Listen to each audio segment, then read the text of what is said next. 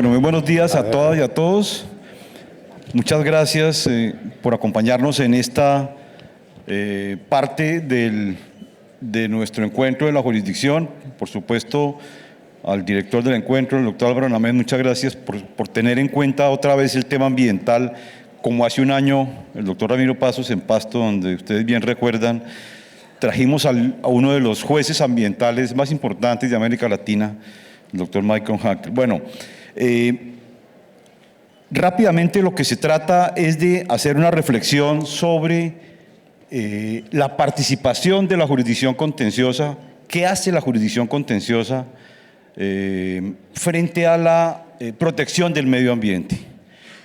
Partiendo de la base de nuestra Constitución ecológica, una Constitución visionaria en el país, en el mundo, con 34, algunos hablan de más normas, que se refieren al tema ambiental, desde los derechos, los deberes, las funciones, el modelo económico, la participación del Estado en los niveles nacional, departamental, regional, las relaciones internacionales y, por supuesto, el conflicto entre medio ambiente, desarrollo y conservación, protección.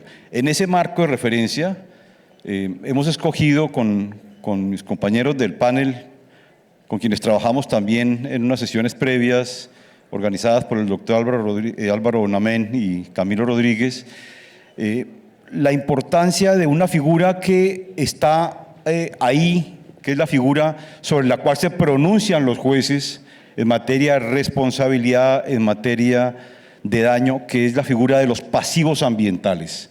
El pasivo ambiental es esa contaminación final después de un proyecto, ese lastre que le queda al ecosistema después de que se desarrolla una actividad productiva. Sobre eso, por supuesto, hay instrumentos de política legislativa, el Plan Nacional de Desarrollo y, naturalmente, los pronunciamientos de la jurisdicción contenciosa.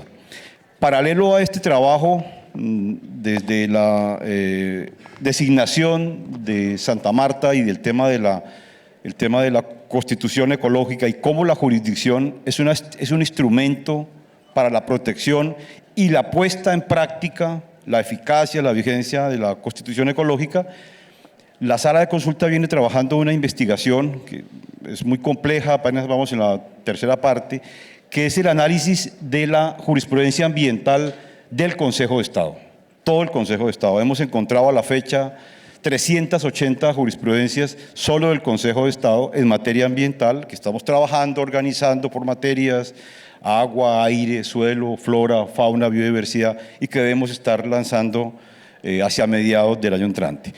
Con no muy corto introducción y prometemos no traer el video, le pedimos a la señora ministra que nos cuente, por supuesto la pregunta es para todos mis compañeros del panel, frente al tema de pasivos ambientales, ministra, ¿qué actividad realiza la cartera de su cargo? Aló. Bueno, pues primero, muy buenos días para todos. Muchísimas gracias a la presidenta Lucy Janet y al vicepresidente Álvaro Onamén por la invitación. Un saludo para todos los miembros de la rama, para mis compañeros de gobierno y para todos los asistentes. Respecto al tema de pasivos ambientales, pueden poner, tengo unas imágenes. Yo diría que hay varios temas que es importante tener en perspectiva. Lo primero es diferenciar en la actividad cuándo se llevó a cabo la actividad y cuándo inició la actividad, porque lo que hemos visto a lo largo de los años pues es una evolución muy significativa de la normativa ambiental. Y muchas veces cuando se refieren a pasivos ambientales existen actividades que se realizaron previos a que estuviera todo el Sistema Nacional Ambiental que no preveía, por ejemplo, los cierres de mina o cómo se manejaban los pasivos ambientales. Entonces, eso hay que diferenciarlo. Parte de lo que tenemos que trabajar y que está en la agenda que trabajamos en conjunto con el Ministerio de Ambiente es que existen algunas de esas actividades que se hicieron con anterioridad en donde hay una incertidumbre respecto a quién del Estado debe estar a cargo de hacer el cierre de esos pasivos ambientales. Adicional a eso, me parece, aquí está pues el slide en donde muestra cómo ha sido la evolución y en donde yo quisiera ahí además hacer énfasis en que no solo evoluciona la legislación, sino que también evoluciona la tecnología para hacer, por ejemplo, los cierres de minas o para mitigar los impactos de la actividad de extracción de hidrocarburos. Y lo que nosotros estamos haciendo es trabajar en todos los estándares técnicos que debemos elevar para asegurar que cuando se lleva a cabo la actividad extractiva, esta utilice toda la tecnología disponible para mitigar de la manera más alta cualquier impacto sobre el medio ambiente o sobre la biodiversidad. En este gobierno es la primera vez que hemos destinado en el presupuesto de regalías del año 2019-2020 un porcentaje de las regalías para el sector ambiental, porque uno de los temas en que nosotros creemos como gobierno es el equilibrio en ese desarrollo y para eso creemos que fortalecer a la autoridad ambiental es absolutamente fundamental. Adicional a eso, quería mostrarles unas fotos, siguiente por favor, y es esto que ustedes ven ahí, es el efecto de la extracción ilícita de minerales. Entonces, muchos de los pasivos ambientales que carga Colombia son productos de la ilegalidad y de la actividad ilícita.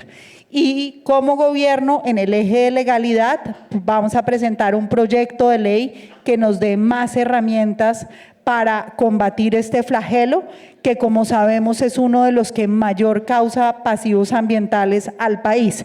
Y a esto pues sumémosle los ataques a la infraestructura petrolera. Cuando uno ve la estadística de, por ejemplo, barriles derramados de petróleo, son muchísimos más los barriles derramados por ataques a la infraestructura petrolera, por grupos ilegales, por causas operacionales o técnicas. En contrapeso de esto, quiero que vean el siguiente slide, y es cómo es un área recuperada de un proyecto minero. Esto es, por ejemplo, lo que se hace en Drummond o lo que se hace en Cerrejón, en donde la licencia nacional ambiental establece desde el inicio cómo debe ser la recuperación de las áreas y de esa manera hacer cierres adecuados de las zonas de extracción. Ese es el mensaje que yo tengo y ver ejemplos en el mundo como muchos de los sitios en donde se hace un buen cierre de mina, por ejemplo, se convierten en destinos turísticos. Tenemos un buen ejemplo en Colombia como es la mina de sal de Zipaquirá, pero en muchos otros sitios todo el desarrollo se puede convertir en lagos o se pueden volver en parques posterior al cierre de la mina y eso es parte de lo que tenemos que trabajar. Gracias, ministra. Doctor Bejarano, Ecopetrol, la empresa oficial de petróleos, ¿cómo maneja el tema de pasivos ambientales? ¿Cuál es la percepción que ustedes tienen de este impacto ambiental que dejan los proyectos? Mil gracias y mil gracias por esta invitación, muy honrados de poder estar con ustedes. Como lo decía la ministra, parte del pasivo ambiental y la responsabilidad de los pasivos ambientales tiene que verse con una perspectiva de tiempo. Si ustedes me pueden poner la línea de tiempo que teníamos, le agradezco mucho.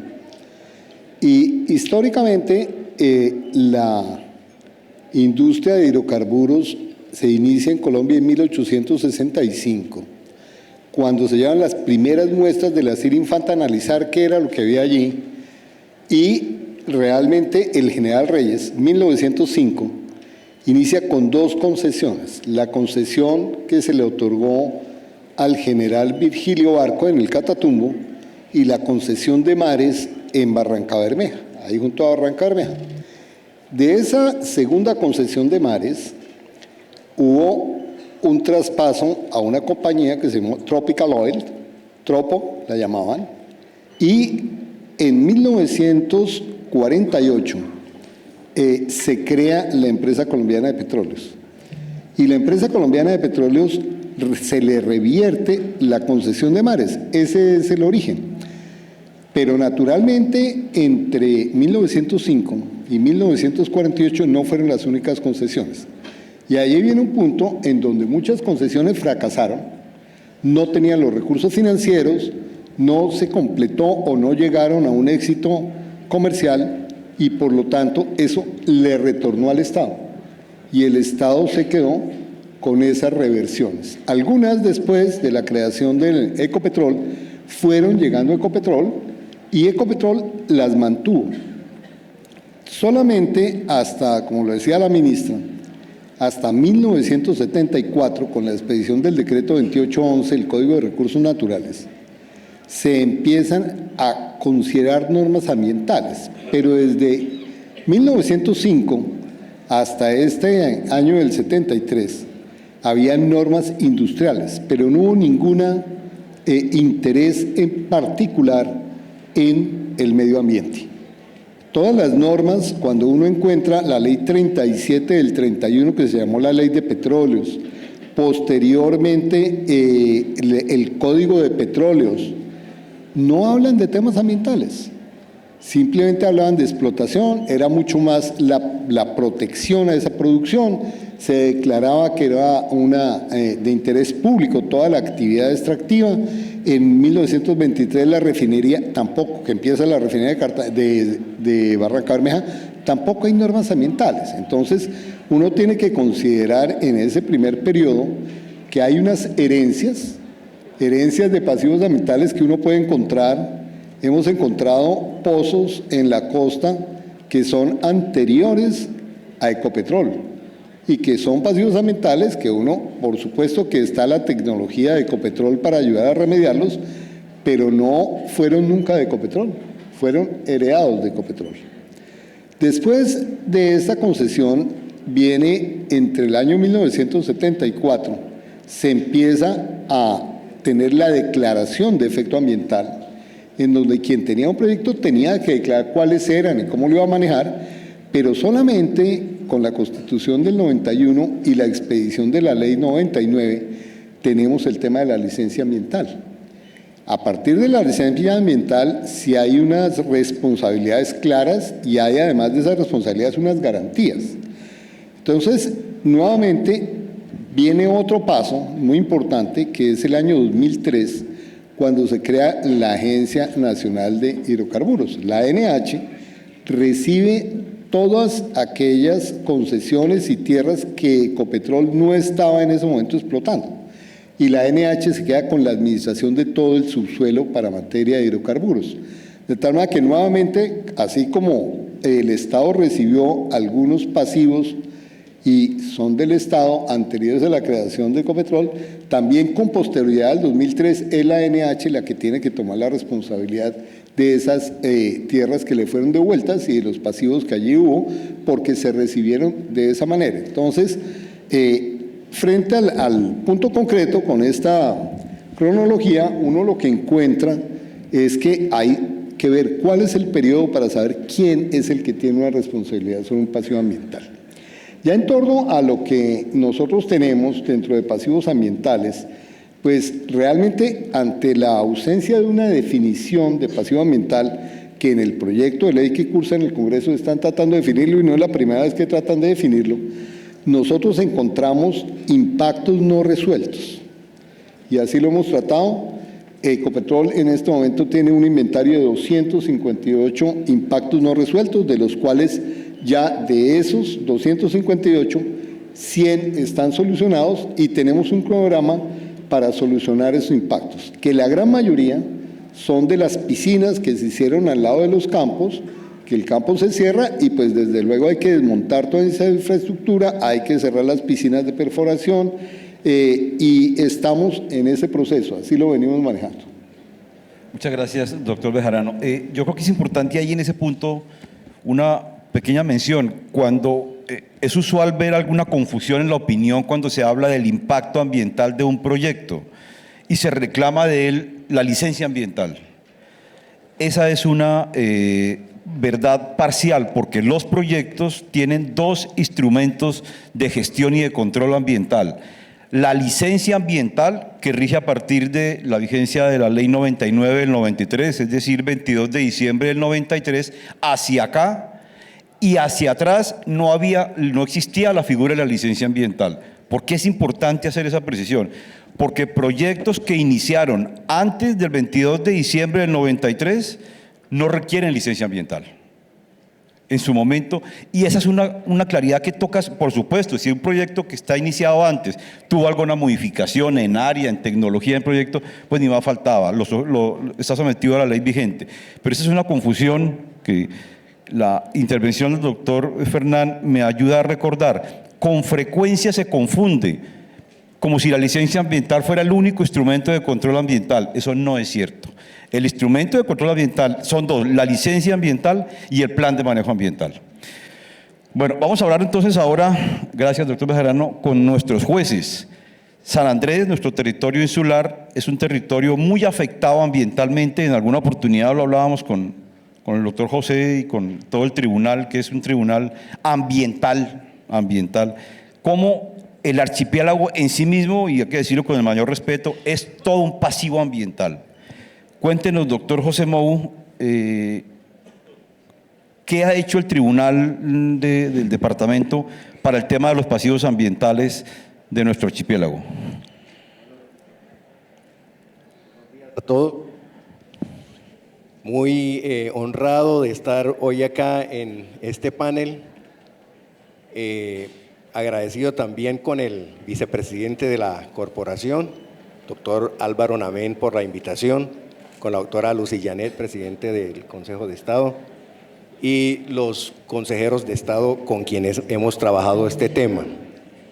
Verdaderamente que San Andrés, Providencia y Santa Catalina, pero más la isla de San Andrés, se convierte toda ella en un pasivo ambiental, pues teniendo en cuenta la definición misma de pasivo, que son los impactos negativos que se crean a partir de un daño ecológico por la actividad antrópica que modifica el medio ambiente y que actúa sobre ella de una forma negativa, causando una modificación en el bienestar de los ciudadanos.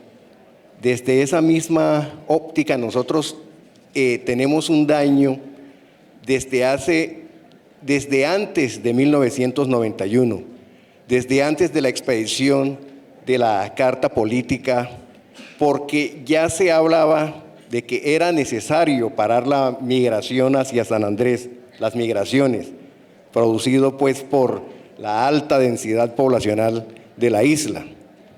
Entonces, desde la constitución anterior, desde la intendencia que era San Andrés, territorios nacionales, no se preveía, no estaba prevista una norma que controlara la circulación y la residencia en la isla. Fue a partir de la Constitución del 91 que se creó el artículo 310 con dos objetivos fundamentales. Dos objetivos fundamentales que eran proteger la identidad cultural de la comunidad nativa y preservar el ambiente y los recursos naturales del departamento. Así que esos dos se constituían en dos fundamentos, dos objetivos que iban claramente a rescatar a la isla de esos impactos, porque se decía en las discusiones que se hicieron para la creación de ese artículo en el seno de la constituyente, que la migración había pasado en las dos últimas décadas de 14.000 habitantes a 60.000 habitantes. Eso hace 28 años.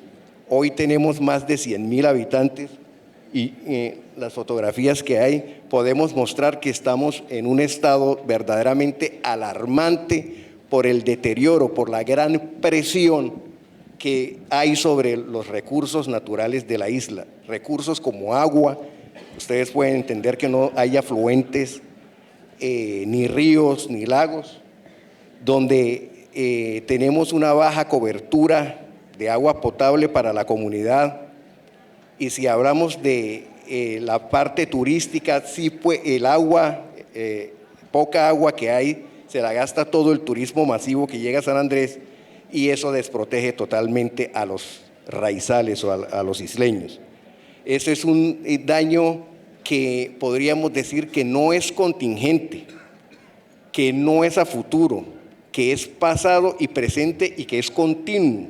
Por eso es un pasivo grande que debe llamarse la atención de todas las autoridades nacionales para que podamos mitigar este pasivo, pues más allá de la labor que ha hecho este tribunal, pues está presente en casi todos los renglones del sector, de todo lo que se maneja en San Andrés, Providencia y Santa Catalina.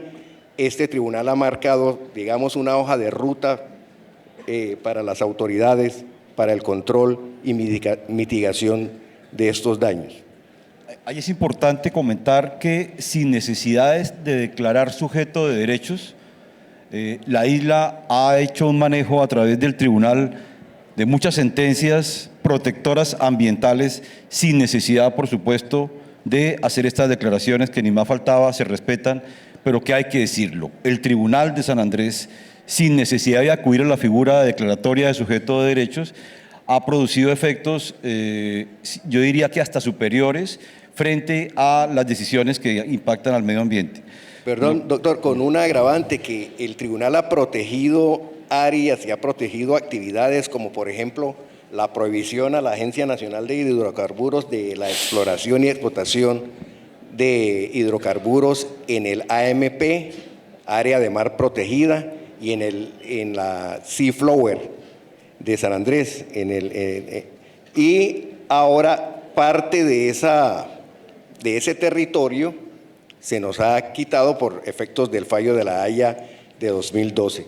Entonces, no hay una verdadera protección. Nosotros también protegimos la casa del tiburón, la casa del Strambus gigas, que es el caracol pala, y de la langosta espinosa.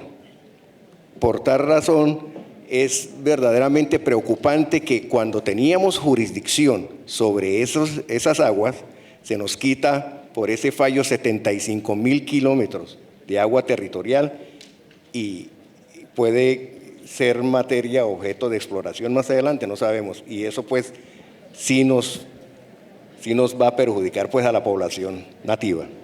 Claro que sí. Doctor Cerrato, el Consejo de Estado, sección primera, cuéntenos cómo han trabajado ustedes el tema de pasivos ambientales. Bueno, primero, un cordial saludo para todos los compañeros de panel, para todos los asistentes a este evento y un agradecimiento a los colegas de la sección primera por haberme concedido el honor de representar a estas secciones en esta importante temática. Lo primero que debo señalar es que la dificultad que hoy asiste en el tema del manejo de los pasivos ambientales para una autoridad judicial no solamente gravita en la sección primera de la corporación como sección ambiental, sino en todos y cada una de las autoridades judiciales que de una u otra manera tienen que resolver este tipo de controversias. Y la problemática me parece que debe cifrarse en tres aspectos, en tres ejes temáticos, en un tema jurídico, en un tema técnico y en un tema económico. En cuanto al primero se refiere, creo que de las intervenciones que ustedes han venido escuchando sale a flote un tema muy claro, y es la omisión actual que existe hoy en la legislación colombiana del abordaje del tema de los pasivos ambientales. Mirando la historia legislativa del país, uno encuentra que se han radicado 4 proyectos de ley encaminados a tratar de regular en la temática de los pasivos ambientales, de buscar la gestión de los mismos. Entendida esa gestión como los mecanismos encaminados a tratar de mitigar, compensar y corregir esos pasivos ambientales. Me gustaría que en este momento ustedes miraran los datos de la diapositiva. Hoy la información es verdaderamente preocupante. Estamos hablando de que, según una información que hace una firma contratada por el Estado colombiano para efectos de que hiciera un inventario precisamente de esos pasivos, aparece la información de que hay 1.843 eventos diagnosticados. Tal vez también aparece claro en la misma cómo la distribución de los mismos resulta también preocupante. Miren, Buena parte de los mismos están asociados al tema minero, otro componente importante al tema petrolero e igualmente al componente agrícola. Y las causas de estos pasivos en el punto de la extracción minera es del 42%, en el tema de los derrames de hidrocarburos por transporte asciende al 18%, también derrames de hidrocarburos, pero por asuntos de atentados asociados a atentados guerrilleros, la cifra es del 13% y en punto de daño ambiental del 11%. Entonces, ante un panorama tan crítico como este, lo primero es generar un llamado de alerta para efectos de que el tema se reglamente de una vez por todas. Es necesario tener convergencia, por ejemplo, en el concepto de pasivo ambiental. Como ven ustedes, si se trata de identificar el mismo, yo lo ubicaría especialmente teniendo en cuenta una aproximación que el concepto se hace en el plan de desarrollo que hoy nos rige. Está asociado el concepto a que ya terminó la obra, la actividad o el proyecto. Por lo tanto, tal como lo anotaba usted, doctor Oscar, la legislación ambiental en Colombia hoy es prolija y muy bien estructurada desde la perspectiva de que la ley 99 del 93 crea el instrumento de la licencia ambiental como una hoja de ruta que tiene un estudio de impacto ambiental y un plan de manejo ambiental que maneja un panorama verdaderamente sano, complejo, correcto respecto del abordaje de los temas de protección del medio ambiente. Pero es que la problemática de los pasivos ambientales va después. Y va después y está asociada al hecho de que hoy entonces no aparece una regulación clara de cómo impactarlos. Y entonces viene el tema económico. ¿Quién cubre esos pasivos ambientales? Y aquí la legislación ambiental internacional, el derecho comparado nos ha tomado una ventaja significativa.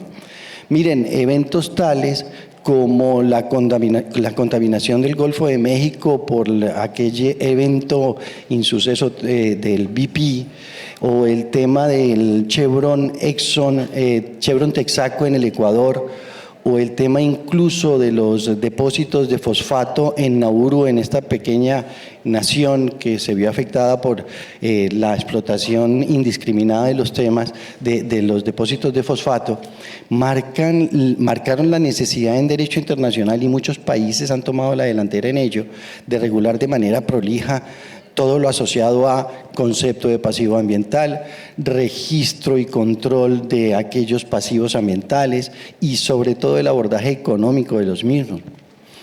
En los Estados Unidos, por ejemplo, la legislación marca un esquema que tiene una triada de control del tema.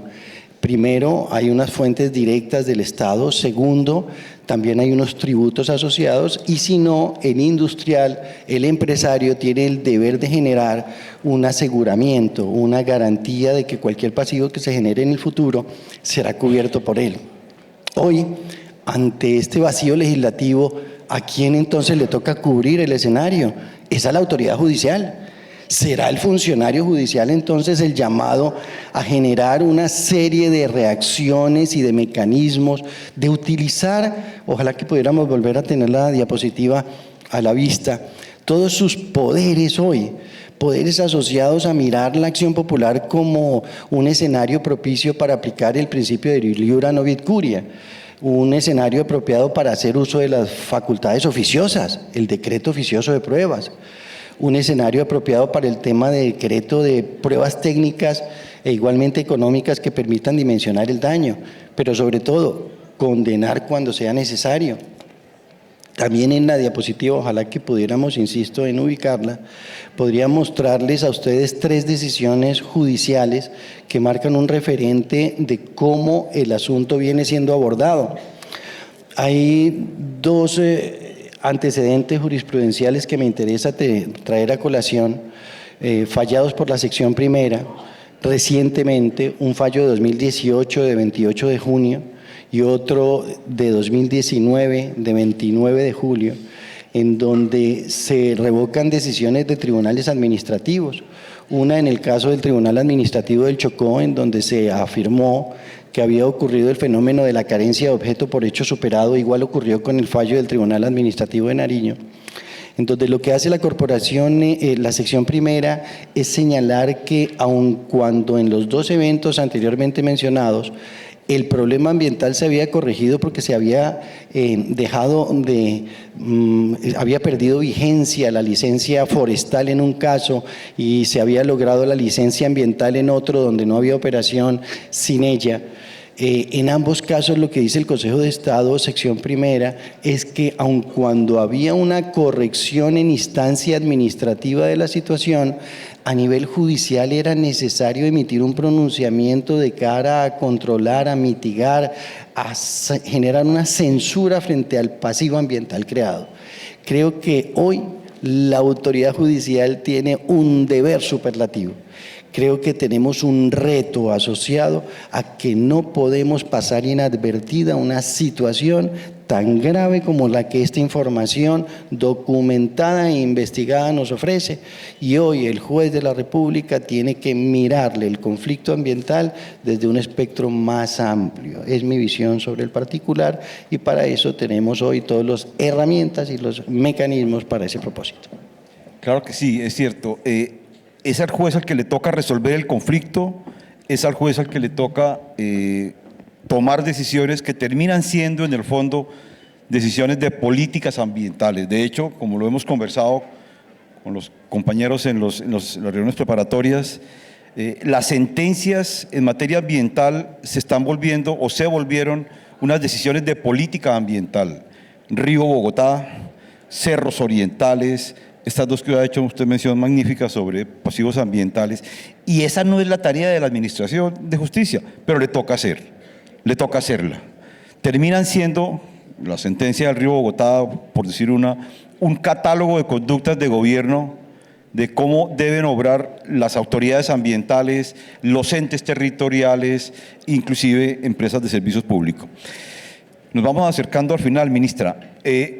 Uno de los retos más grandes que la misma Constitución, de pronto por garantista, ha ofrecido es la tensión entre desarrollo y conservación y protección. Así como hay normas sobre protección, artículo 79, derecho al ambiente sano, 8º, sobre obligación del Estado, hay también normas en la Constitución del mismo rango que promueven el desarrollo, el desarrollo, por supuesto, con criterio ambiental.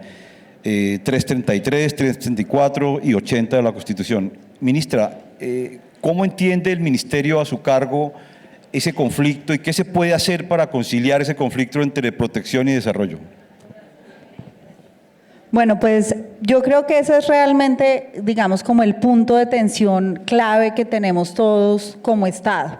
Y en donde nos tenemos que articular todo. Y quise empezar por los objetivos de desarrollo sostenible, objetivos que el país está comprometido, que el gobierno ha dicho que estamos absolutamente comprometidos en cumplir esos objetivos de desarrollo sostenible que nos hemos trazado al 2030 y que fueron guía del Plan Nacional de Desarrollo. Y cuando uno ve ahí los 17 objetivos, pues lo que realmente buscan es que haya un equilibrio entre conservación del medio ambiente, crecimiento económico y que ese crecimiento económico, que es la apuesta que nosotros tenemos, se convierta en mayor inclusión social a través de la equidad. Acá quiero señalar que el objetivo de desarrollo sostenible número 7 es energía asequible y no contaminante, y que cuando uno pasa por el resto de los objetivos, prácticamente todos necesitan de la energía para que se puedan llevar a cabo. Y la energía entendiéndola en el sentido amplio, porque la energía realmente se trata no solamente de la electricidad, sino de todas las fuentes energéticas que nosotros utilizamos para podernos transportar, para que las fábricas puedan llevar a cabo su producción, que muchas veces utilizan hidrocarburos y, ¿por qué no decirlo también? Por ejemplo, elementos como la minería, pues este edificio no existiría si no hubiera minería. Entonces, la gran preocupación es que a veces cuando uno oye el debate, oye un debate extremo, como sin la actividad extractiva, sin minería y sin hidrocarburos, los humanos hoy en el nivel de desarrollo que estamos pudiéramos continuar desarrollándonos, y eso es una falacia, eso es simplemente imposible. Tengo un video que no se los voy a presentar, pero con mucho gusto lo comparto para que lo pongan, que muestra cómo se van cayendo un edificio a pedazos si no existiera estas actividades. Y pues los tres ejes que tiene el Objetivo de Desarrollo Sostenible es crecimiento económico, inclusión social y la protección del medio ambiente. Entonces, para nosotros como gobierno, y ha sido la campaña y fue eje fundamental de lo que el presidente Duque dijo, y es producir conservando y conservar produciendo. Porque justamente lo que este gobierno busca en armonía con las otras ramas del Estado es encontrar ese equilibrio. Y acá hay un llamado a decir, no podemos irnos al extremo, porque los retos que Colombia tiene en términos de equidad son infinitos, en términos de desigualdad, en términos de pobreza. Como lo dijo ahora la ministra Silvia Constaín, en nuestro eje de equidad no descansamos en buscar que más colombianos tengan acceso a la internet, que más colombianos tengan acceso a la energía y al gas, pero todo eso, así como todos los objetivos de desarrollo sostenible, tienen un costo. Y este sector aporta no solo mucho en términos de recursos fiscales, sino aporta muchísimo en términos de desarrollo. Y acá sí quiero ser muy enfática en que en las decisiones que tomemos de acá al 2022, y no es un gobierno, es el Estado, es el país, es lo que nosotros queremos ser hacia adelante. Nos estamos jugando la autosuficiencia energética. Aquí está el doctor Juan Camilo Restrepo, exministro de Minas, exministro de Hacienda, y escribió una columna hace poco sobre cómo le cambia a uno las finanzas y cómo le cambia al mundo cuando uno no depende de sus propios recursos, sino depende de los productos de terceros. Y esta proyección que les quiero mostrar acá, que es de la Agencia Mundial de Energía, lo que muestra es cómo va a ser la evolución de la canasta de energéticos hacia futuro. Y como ustedes ven ahí, el energético que más se va a desarrollar y que más va a crecer es el energético que proviene de las energías renovables. Y se la tenemos que meter absolutamente toda desde el punto de vista de política pública, de tecnología, a que estas energías avancen. Pero lo que uno observa es que el crecimiento de la población lo van a atender las energías renovables, pero desafortunadamente la tecnología aún no está en un nivel de desarrollo que permita sustituir al gas, al petróleo o al carbón. Esa es la realidad. Uno revisa las agencias, digamos los pronósticos de todas las agencias y varían porcentualmente, pero ninguno desaparece esto.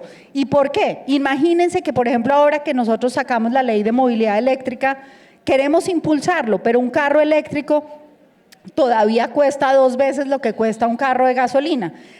El disruptor más importante que vamos a tener en la electrificación de la economía es el costo de las baterías, y eso es lo que nosotros tenemos que seguir. Si todavía hay dificultades en que tengamos un carro a un costo adecuado eléctrico, ahora imagínense lo que nos hace falta desde el punto de vista de desarrollo tecnológico para que un avión se pueda mover de una manera eléctrica, o para que todo el transporte de carga para el comercio mundial lo haga. Y eso es lo que hace que hay que apostarle a la electrificación de la economía, hay que apostarle a los renovables, pero hay que ser absolutamente realistas en que durante un buen tiempo el petróleo, el gas todavía van a ser necesarios. ¿Y cuál es el problema, señores?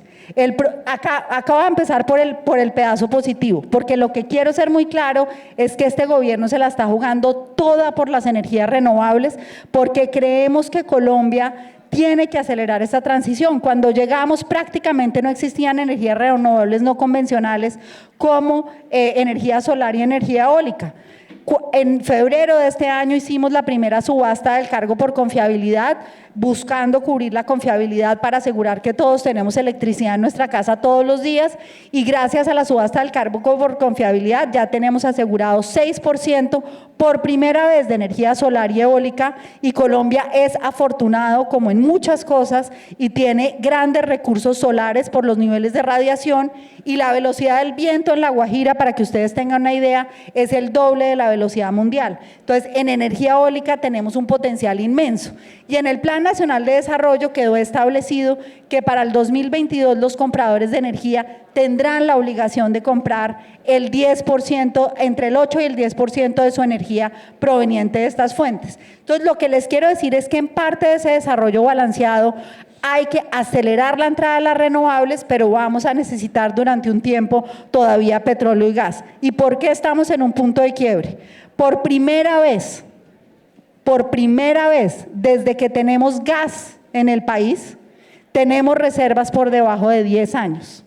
Y 10 años, señores, están a la vuelta de la esquina. Están a la vuelta de la esquina porque para desarrollar los proyectos costa afuera, primero se tiene que terminar la fase de exploración y después en desarrollarse se puede demorar 6 u 8 años. Entonces, ¿y qué pasa? El 100% del gas que se produce en Colombia lo consumimos 40 millones de colombianos. Hoy todos estuvieron aquí en el hotel, pero casi siempre en nuestras casas, para hacer el huevo frito del desayuno, prendemos una estufa de gas. El gas es el servicio público más apreciado por los colombianos porque es un energético muy eficiente y por eso su bajo costo. Y en términos de calidad de aire de las ciudades, que es algo que nos preocupa muchísimo, hemos visto las crisis que tenemos en Medellín, la que tenemos en Cali, la que hemos tenido en Bogotá. Cuando uno pasa de un vehículo de gasolina a un vehículo de gas, uno reduce en 40% las emisiones de carbono y reduce el material particulado, que es lo que daña la calidad del aire, en un 96%. Y la buena noticia es que un taxi de gas cuesta lo mismo que un taxi de gasolina y no el doble como un taxi eléctrico. Entonces, el gas es el combustible de la transición. En Colombia, más de 40 millones de colombianos usan este servicio.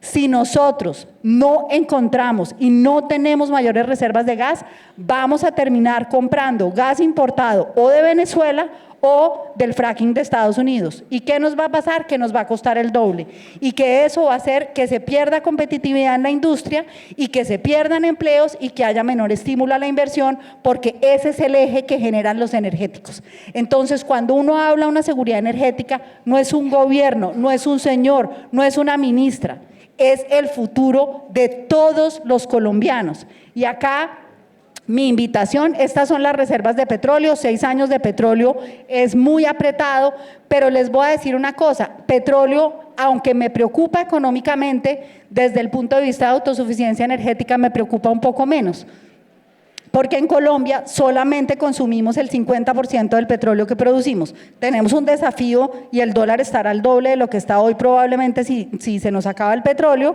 pero digamos que desde el punto de vista de autosuficiencia el riesgo es menor. El riesgo es mucho mayor en los temas de gas.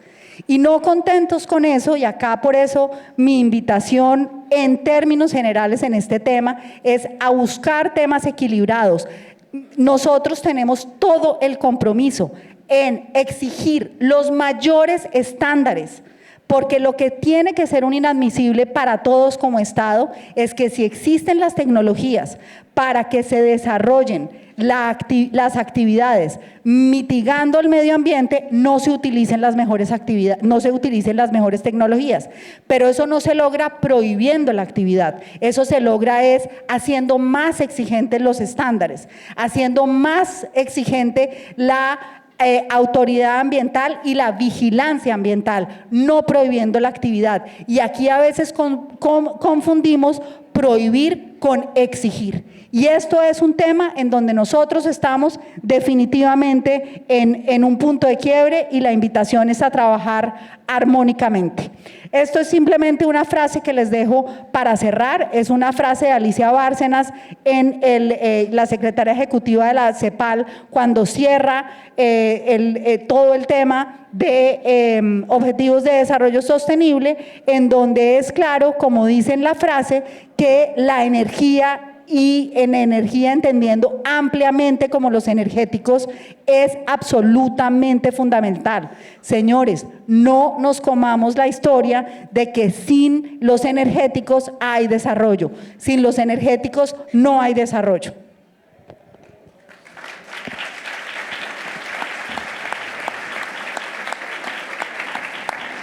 Gracias, ministra. Usted ha mostrado precisamente una de sus herramientas, los objetivos de desarrollo sostenible del 2015, en donde inclusive, doctora Estela Llanet, para el desarrollo sostenible que cuando se acuña este término se hablaba como aquel que concilia el desarrollo económico, ecológico y social. Hoy, después de los objetivos de desarrollo sostenible, ya incorporados en nuestra legislación, nuestro plan de desarrollo, inclusive hay que hablar de género para el desarrollo sostenible. Hoy no se concibe el modelo de desarrollo sostenible sin el componente de género. Gracias, ministra. Doctor Bejarano, ¿cómo entender esa conciliación entre desarrollo y protección? Pues la verdad yo creo que hay, como lo decía la ministra, tenemos que ver muchos más componentes de los que tradicionalmente uno trata de ver como una tensión de dos elementos, porque esa tensión hay que superarla.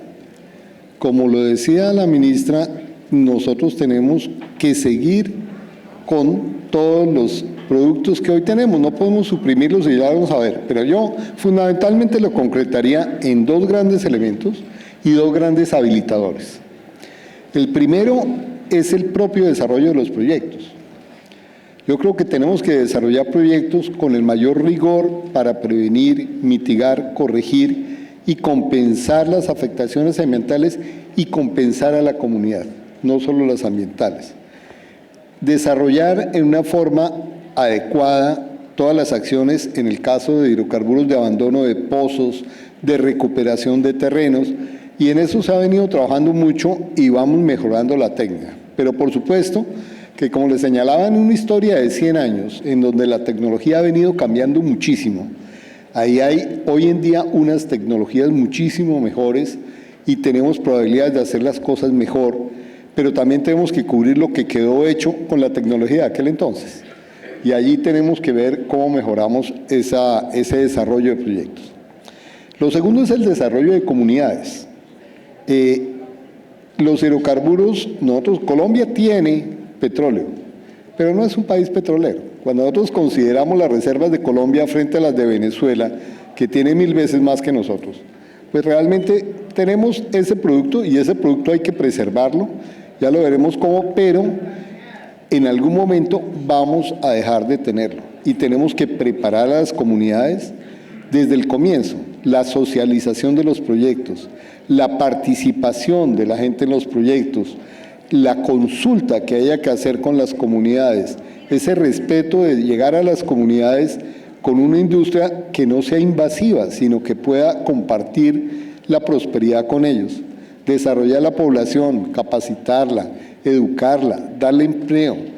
Y, como lo digo, no solo eso, sino prepararla para otras actividades. Por supuesto que la industria extractiva produce cambios enormes en el entorno de las comunidades, pero toca prepararlas para otras cosas, proyectos productivos sostenibles. Yo creo que estos dos elementos nos permiten ver cómo esa tensión que uno puede encontrar y puede lucurar sobre ella, ahí es que desmoronarla y bajarla a los puntos ciertos de las cosas que son esas. Y dos articuladores que son demasiado importantes. El primero de ellos, la articulación institucional.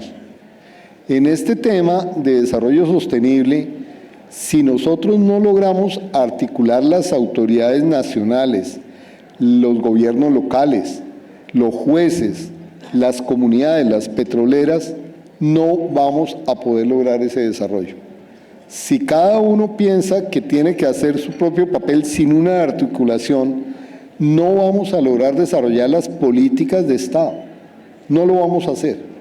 No vamos a poder desarrollar las normas de intervención económica en donde el Congreso muchísimas veces, como lo han señalado ustedes, pasa a ser sustituido por el Poder Judicial porque no ejerce las funciones. La Corte lo exhorta a que legislen determinadas materias relacionadas con estos temas que estamos tocando hoy y no lo hace. La colaboración armónica entre las autoridades. Si hay políticas de Estado, yo creo que todos como autoridades tienen que ponerse a pensar si van a desarrollar la política o van a estorbar la política. Pero hay que andar todos empujando el carro para el mismo lado. Cuando alguien trata de movilizarse hacia adelante y tres se cuelgan jalando hacia atrás, pues por supuesto que eso hace un desorden que no va a permitir un desarrollo sostenible. Y finalmente, toda la protección de las comunidades y las minorías étnicas tiene que estar desarrollándose de una forma racional. Como lo mencionaba la ministra, la sentencia de unificación 98 es un gran paso, pero todavía nos falta desarrollarla. El tema de consulta, al cual en una ocasión me referí en el Consejo de Estado, tiene que volverse un mecanismo realmente serio y un mecanismo que sirva para que las comunidades puedan desarrollarse y mantener su identidad. Esto no puede ser simplemente una piñata en donde llega una empresa, y les contaba en aquel entonces, en una gran consulta se nos acerca a uno de los caciques y nos dice: si nos dan una moto a cada uno, le firmamos esta tarde. No podemos llegar a eso. Y finalmente hay una reflexión que quiero dejar, y es que tenemos que proteger la renta petrolera para el desarrollo del país. Los hidrocarburos el año pasado aportaron 15 billones de pesos en regalías para las entidades territoriales. Ecopetrol le giró al gobierno nacional 7,5 billones de pesos. Ecopetrol solo pagó 6,5 billones de pesos en impuestos y todo el grupo empresarial pagó 10,4 billones de pesos. Si sumamos esto, mal contados, son 30 billones de pesos que el Estado está usando y está necesitando, y que no podemos pensar en que tenemos cómo sustituirlo. Decía la ministra que nosotros más o menos la mitad de los combustibles que producimos los utilizamos en Colombia y la otra mitad los exportamos. Si no pudiéramos producirlos, esos 400,000 barriles que usamos diariamente le costarían al país importarlos 36 billones de pesos. Poco más o menos lo mismo que se tiene que usar para las pensiones todos los años, más que las regalías y el sistema de participaciones, y además no contaríamos con esta renta petrolera. Yo creo que todos tenemos como Estado el deber de protección de esas rentas, y para eso cada uno tiene que andar en forma articulada y trabajar en forma articulada para poder tener un desarrollo sostenible hacia el futuro. Muchas gracias, doctor Bejarano. Doctor José Mou, ¿cómo conciliar desarrollo y protección en un archipiélago y además desde una jurisprudencia? Bueno, para esto voy a referir una pequeña anécdota que tuve por allá en 1982, cuando fui el asesor de la Intendencia en la época de Simón González. Se me encargó a mí por parte de los secretarios de despacho decirle al doctor Simón que necesitaban carros nuevos porque los carros estaban muy viejos. Yo fui con ese encargo y le dije: doctor Simón, los secretarios necesitan carros nuevos. Me dijo: doctor Mou, todos aquí debiéramos andar en bicicleta. Después el compañero mío, éramos dos abogados, se murió. El otro abogado, y yo fui y le dije: doctor Simón, el abogado se murió, necesitamos que nombren un abogado. Dijo: aquí no debiéramos tener abogados. Yo pienso que lo primero que hay que hacer en el archipiélago es reorientar el plan de desarrollo. Y esa reorientación debe ir por su fuente económica más grande, que es el turismo. Nosotros ya hay cifras que están mostrando que entre turismo nacional e internacional en estos 2 últimos años sobrepasa el 1.000.000 de turistas, eso nunca visto. Eso genera una presión sobre los recursos altísimo, los recursos naturales, los peces, la comida, es decir, y puede traer o poner en riesgo la misma seguridad alimentaria de los raizales. También genera una cantidad de basuras que en una isla de 27 kilómetros cuadrados estamos generando en el Magic Garden, así se llama el sitio de disposición final, 67 toneladas diarias de basuras. Un basurero a cielo abierto donde se drenan todos los lixiviados que van a contaminar el subsuelo, y todas las casas de San Andrés o nosotros nos abastecemos de agua de pozos subterráneas, y hay filtraciones que se ha demostrado que hay litio, mercurio, botan pilas, como es indiscriminada la basura, no se hace selección en la fuente, a pesar de la orden que hay del tribunal, a pesar de que también se ha ordenado poner en marcha la planta RSU, incluso con sentencia favorable del Consejo de Estado. Eso pues no hemos podido lograr que realmente se haga. Estamos en ese empeño todos los días. Estamos también tratando de que se ponga en funcionamiento la energía eólica, la energía solar con el ministerio, y también con San Andrés nosotros consideramos en el tribunal que así como se cobra para el turista por parte de la OCRE los 110.000 pesos para llegar, se debe instruir al turista a qué sitio va a llegar. Es decir, San Andrés debía ser un parque, un gran parque natural, como tenemos a Yoniquí, y instruirlos en el sentido del cuidado que deben tener con un ecosistema frágil. Asimismo, se debe implementar una cátedra en el mismo San Andrés para que los ciudadanos, los nuevos ciudadanos, vayan tomando conciencia de dónde están viviendo, porque el alto riesgo que tiene San Andrés de un fenómeno natural, Dios no lo quiera, un huracán, donde no hay agua potable, donde el agua, ya miramos nosotros que no hay ninguna alternativa en el hospital, donde el hospital corre gran riesgo porque presta, hay que decirlo de manera pública, un mal servicio, a pesar de tener los recursos y a pesar de tener todos los recursos que el Estado colombiano ha invertido en la isla, no se ha podido tener un buen abastecimiento en ese sentido. Gracias, doctor José. Claro, ministra. Yo creo que, magistrado Mo, lo que usted dice es algo que es fundamental. De hecho, por ejemplo, en el tema de San Andrés hemos estado trabajando muy activamente. Estuve la semana pasada en la isla lanzando todo el programa de eficiencia energética, y usted toca 2 puntos que yo quisiera resaltar. San Andrés es el típico caso, toda la energía que consume la consume con diésel, y a uno le duele realmente ese consumo. Se están poniendo paneles solares, pero hasta que las baterías no sean suficientes, a lo máximo que vamos a llegar es a un sistema híbrido, y también concordamos en que debemos impulsar el biogás como fuente de generación. Y el otro punto que quería resaltar de lo que usted dice, y es algo que tenemos que trabajar todo, es en la educación. Casi siempre ponemos la protección del medio ambiente en cabeza del Estado, del gobierno, de los jueces, y realmente es una función del comportamiento de nosotros, cómo usamos el aire acondicionado, cómo utilizamos la energía, y ahí tenemos un programa que todos debemos hacer desde el punto de vista de eficiencia energética, que estamos empezando por San Andrés, pero es algo que nos tenemos que concientizar todos. Gracias, ministra.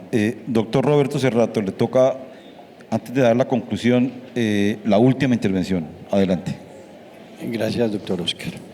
¿Cómo visualizo yo esa atención o ese análisis bifronte de estas figuras? Lo primero es que me parece que legislativamente encontramos clara la visión del desarrollo sostenible en el derecho colombiano. La norma constitucional, el 80, la Declaración de Río, la Ley 99 del 93, apuntan todas a generar un escenario de desarrollo sostenible asociado a la protección del medio ambiente. Diríamos entonces que tenemos la legislación aplicada, asociada y necesaria para efectos de que eso se desarrolle. Sin embargo, traigo a colación una voz de un ministro de Justicia hace unos años, según el cual el problema en Colombia no es de leyes, sino de que se apliquen. Y uno como autoridad judicial, ¿qué es lo que encuentra? Vean, en los últimos 4 años, la sección primera ha proferido más de 300 sentencias en acciones populares, el 34 de ellas en temas de medio ambiente, y encuentra que el problema asociado al desconocimiento de ecosistemas, a la vulneración y afectación del medio ambiente, más está cifrado en la omisión de las autoridades administrativas en el cumplimiento de sus deberes. Por lo tanto, creo que tenemos que enfocar nuestra gestión a que la decisión judicial se convierta en un motor impulsor de que eso se logre. No sé, figuras como investigaciones asociadas, conminación, pedagogía, pueden ser útiles, pero sumado a ello y sin que sea contradictorio con lo anterior, también cubrir vacíos. Me parece que estos temas de regulaciones incompletas en temas como los que anoté, el de pasivos ambientales, generarían un marco y una órbita de protección integral que resulta necesaria para que estos dos conceptos se articulen y funcionen adecuadamente. Muchas gracias. Bueno, yo como frase final tendría que decir que estamos asistiendo a una ecologización de la agenda pública y la agenda privada. Hoy todo es medio ambiente, por todo lado. Segundo, nos corresponde, por supuesto, como jueces, aplicar la legislación, la Constitución, la normatividad, la jurisprudencia, haciendo uso de los principios como una de las herramientas. En materia ambiental sobresale mucho el principio de precaución, a través del cual, por lo general, se suspenden los proyectos, se toman medidas cautelares en la medida en que el bien a proteger es la naturaleza, indubio pro natura. Pero también nos toca tener en cuenta que cuando se supera esa incertidumbre, hay que levantar precaución y aplicar principio de prevención. Y 2 principios que tienen la misma importancia, y con eso termino, de gran aplicación por la Corte Constitucional, pero que en ambiental no hemos aplicado mucho: el principio de proporcionalidad y el de ponderación. Ese equilibrio interpretativo entre desarrollo, conservación, protección, ponderación, que es caso por caso, está ahí al alcance de nuestros jueces. Muchas gracias, ministra, doctor Bejarano, muchas gracias, muy amables.